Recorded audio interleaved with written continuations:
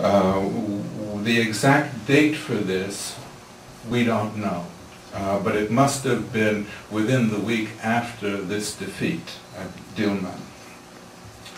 The German advisors to the Turkish army knew that Halil, while in Persia, had ordered the execution of several hundred unarmed Armenian soldiers and officers, and all those who were in the labor squads, the ones who were carrying the ammunition and the transport and the supplies.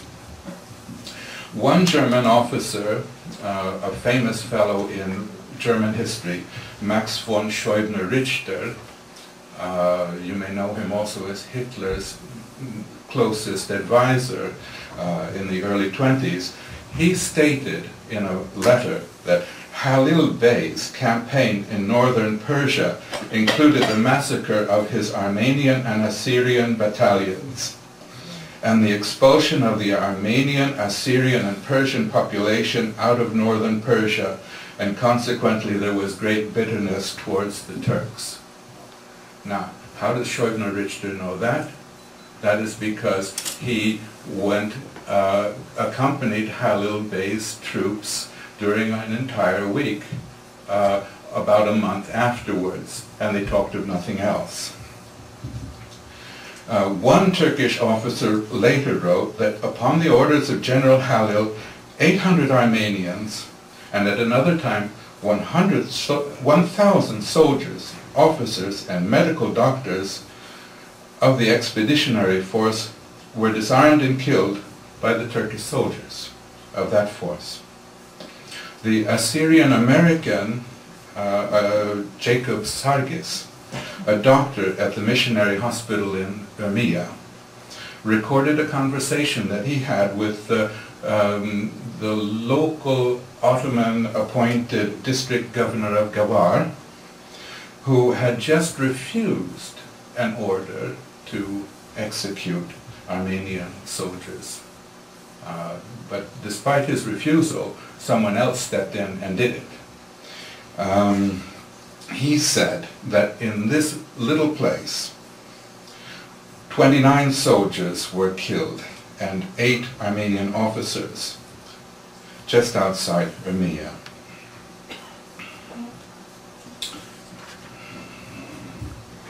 Now, the loss of this Battle of Dilman is probably the decisive turning point in which the army starts using its own soldiers against unarmed Armenian and Assyrian population. It's no longer simply the wild Kurdish tribes who would be working in collusion sometimes, but if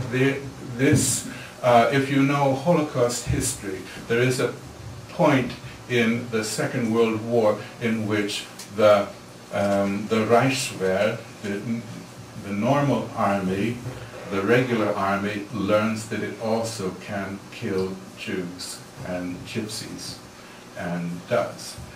It's not an easy thing to convince military people to turn their weapons on civilians. This is not their training. But some units of the army were known as butcher battalions. We have the testimony of a Venezuelan mercenary in Ottoman service. His name was Rafael de Nogales. You have his book also probably here. Now, he observed afterwards that Halil Bey did, and I quote, as he pleased in wreaking his own vengeance on the Christians for the moral and material aid they had lent to the Russians during the Battle of Dilman.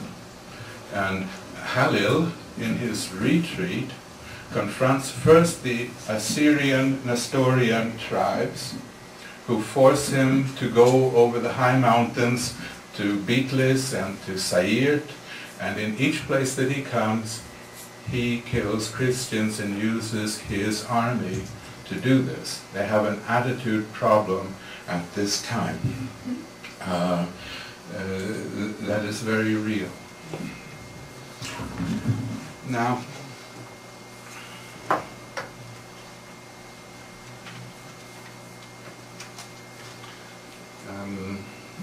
So it is a bit remarkable that a successful defense by Armenians and Assyrians together, and probably more Armenians than Assyrians, but this is hard to say.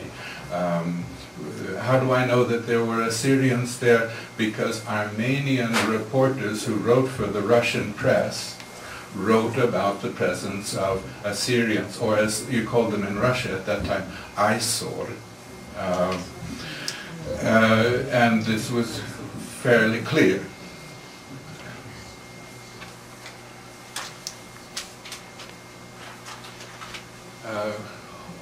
Also, it seemed that the government in Constantinople was seeing Assyrians and Armenians in the same light. Now, you all know that Van, there began a bombardment of the Armenian quarter on the 20th of April. After a period of extreme tension and a lot of provocation in places around. And some places, massacres had begun already on 19th of April.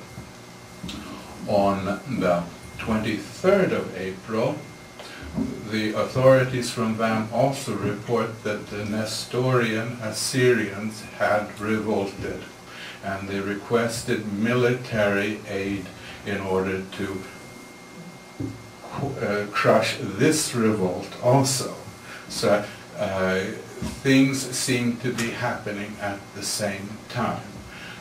When Rashid Bey, the valley of Diyarbekir, a real butcher, almost pathological, later is defending himself at a trial after the war, he says that, well, when I came to be valley, the Armenians, the Nestorians, and the Yazidis, a Kurdish non-Muslim group, were in revolt, and I had to do something about it.